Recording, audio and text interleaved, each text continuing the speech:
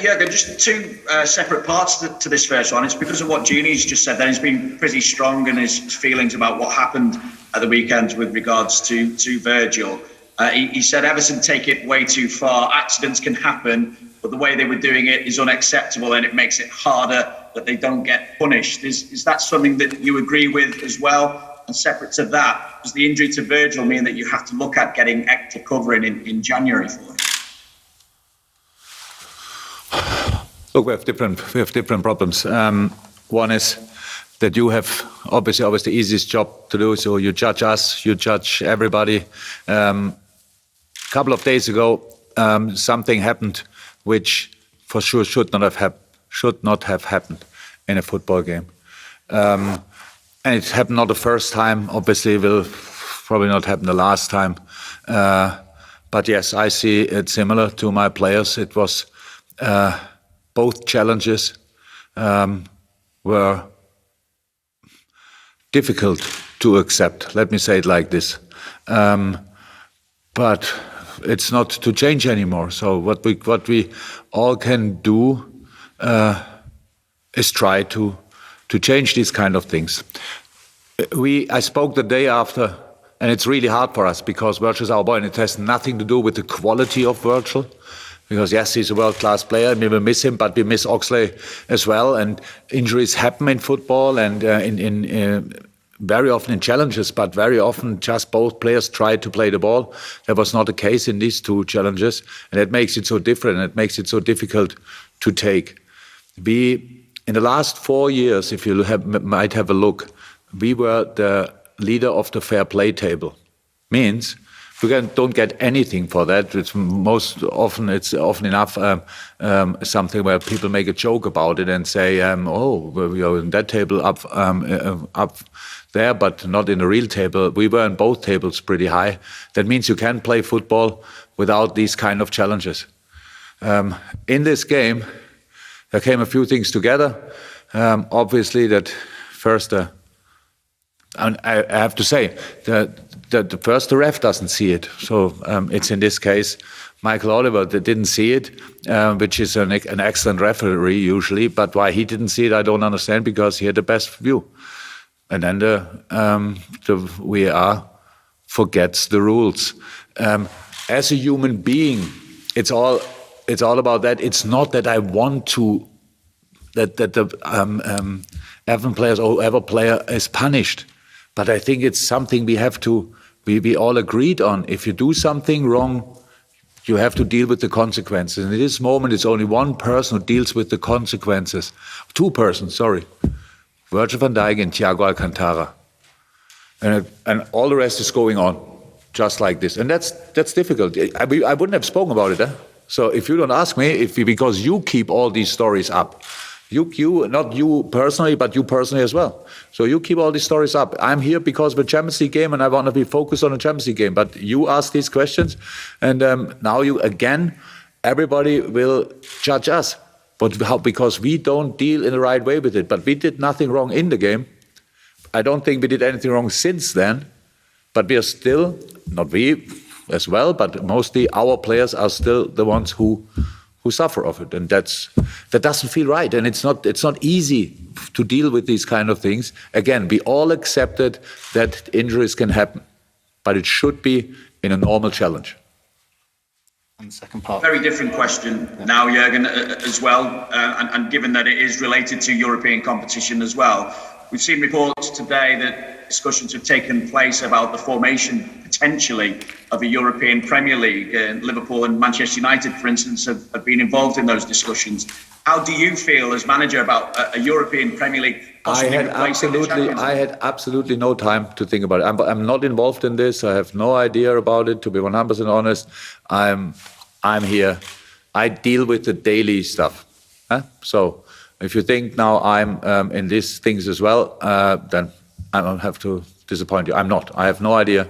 I'm here today, prepare the game against Ajax and deal with all the daily stuff. But about the other things, I can't say anything. Sorry.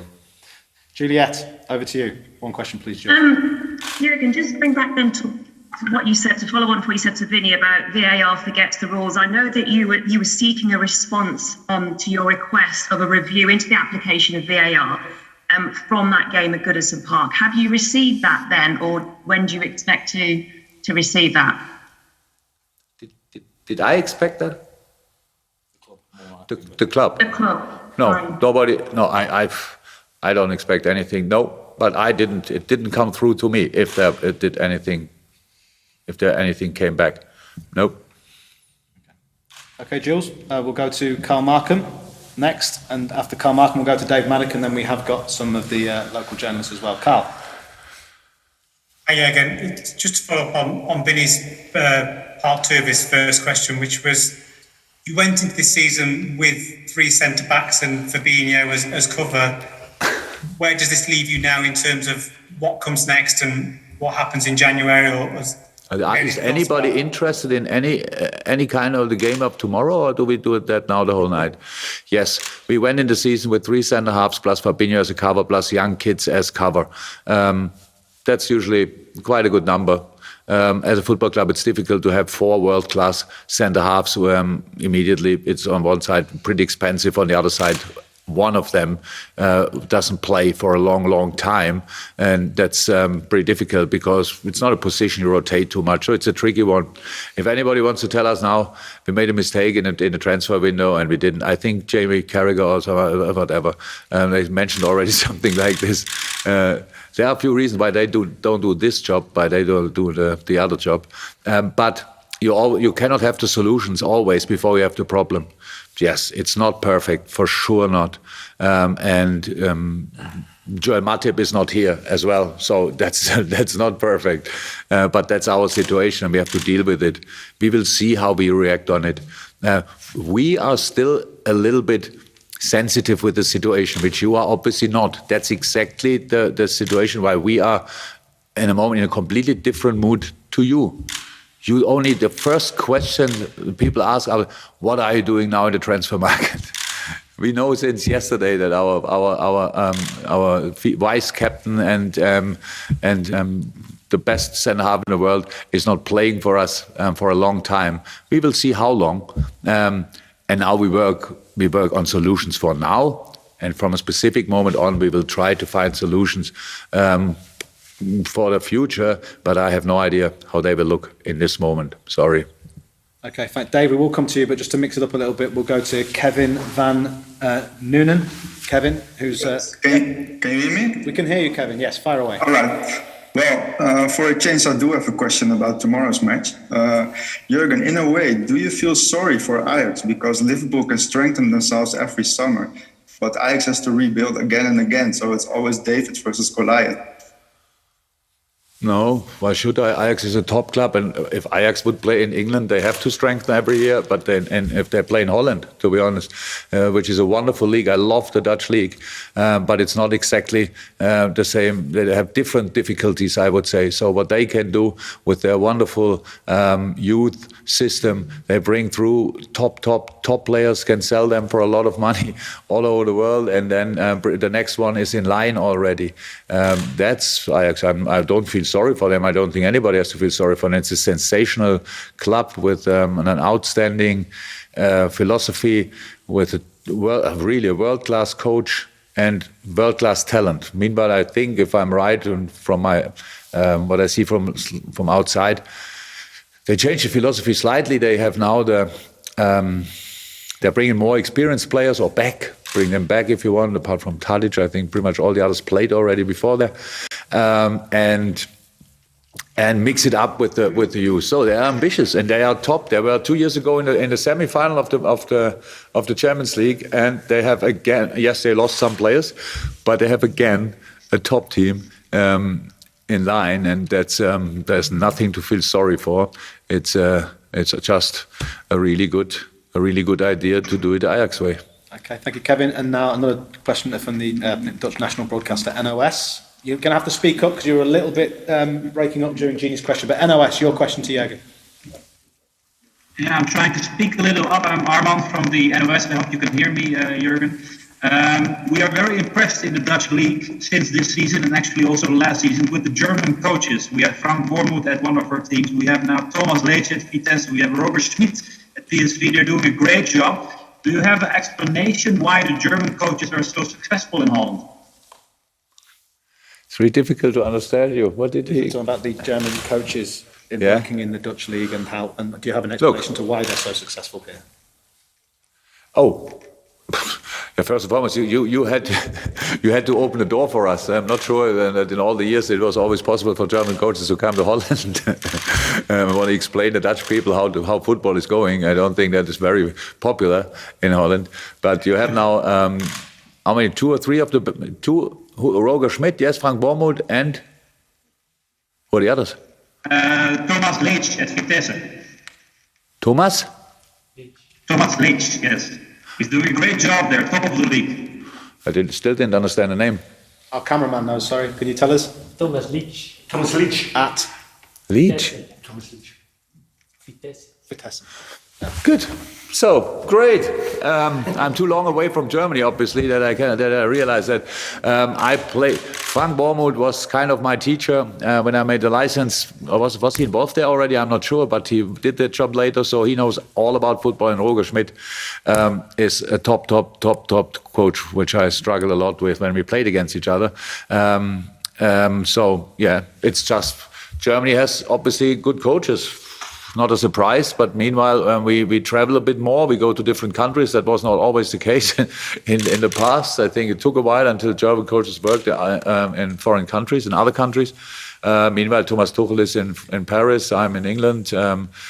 We have in Dutch. We have the first German manager. We had them already in the Spanish league earlier, little bit earlier. So football is progressing, developing, and Germany made a few good decisions about football around about 20 years ago, where everything changed slightly, where the youth system changed, and where the coaching education changed, and so obviously in the moment German coaches are quite fancied, and yeah, good. I like them all. If I know them personally, I can say all the ones I know I like. They are really good. We've got our remaining questions. I hope I'm pronouncing the name correctly. Babatunde, is that correct? You're unmuted. Yes. Would you like to ask your question to Jurgen, please? All right. Thank you. Evening, Klopp. Good evening. Hello. Hello. Hi. Thank you. About tomorrow's game, you will be missing the creativity and passing accuracy of Thiago in the midfield, and the strength and area threat of, like you said, this best central back in the world, Virgil van Dijk. Now, playing against a compact and quick team like Ajax tomorrow, do you think you stand a chance without Thiago and Virgil van Dijk tomorrow? No. Oh my God. We still will try. Yeah, we still will try. I'm not sure if are you a journalist, or did you come and jump in the in this thing? Yes, we will still give it a try. We will in the future maybe we'll miss Thiago much more, but so far we played only once with him. So before that we played without him, and he's a world-class player, 100%. But we won some games without him, and we'll give it a proper try. And about Virgil, we said pretty much everything. What I realize much more than not, you only realize that really, and you have yourself a difficult moment, then you realize even in the questions, people are just not interested in what we are doing. It's for everybody, it's fun, and have a look, watch Champions League tomorrow night, and have a look how Liverpool will do this or that. So we will give it a proper try, I promise you. And no excuses for nothing. We know how strong Ajax is. We respect them a lot. We nearly played them in a semi-final 1.5 years ago, but that didn't happen. That's not our fault. And now we are here and play them. It's a wonderful city, great stadium, super team. That's exactly how Champions League should be. Apart from no supporters in the stadium, it's nearly perfect. And all the rest is normal football. You barely can play with exactly the team you want to play at the beginning of the week, because so many things can happen, and nowadays even more things can happen, and our job is to deal with it. Last couple of questions. Dave Maddock, you're unmuted. Dave, you're on. Ask a question, please. Hi, Jurgen. I guess you kind of suggested what your answer to this question may be. The previous question, that question kind of expressed what seems to have been happening. People are saying, "Oh, without Virgil, Liverpool's season is over," and the despair around that, and you know that obviously seems crazy, given that you're the number one team in the world, still the World Club champions. So, what was your reaction to that? And also, will you be able to use that with your squad to say, "Look, guys, this is the people are writing us off," sort of thing? I will not start reading now the newspaper, the news about us, just because we are now not in the best moment. It would be slightly crazy. So I couldn't care less. But I know I'm old enough, how you can see, obviously, and I know how the world is, and the people do that. And a lot of people speak before they think. A lot of people. But then it's already out there. And we try to, sometimes at least, to think before we do. And we are in a situation, yes, we are here without Virgil van Dijk and Joel Matip, both not here. We still will give it a try. So, and what can we do now? Again, people can say what they want. That's a free world. But 3 weeks ago, I think they said we will run away. 3 weeks later, we are not even in contention for anything anymore. So, but that's football, that's the world right now. But we cannot be that excited about all the different estimations.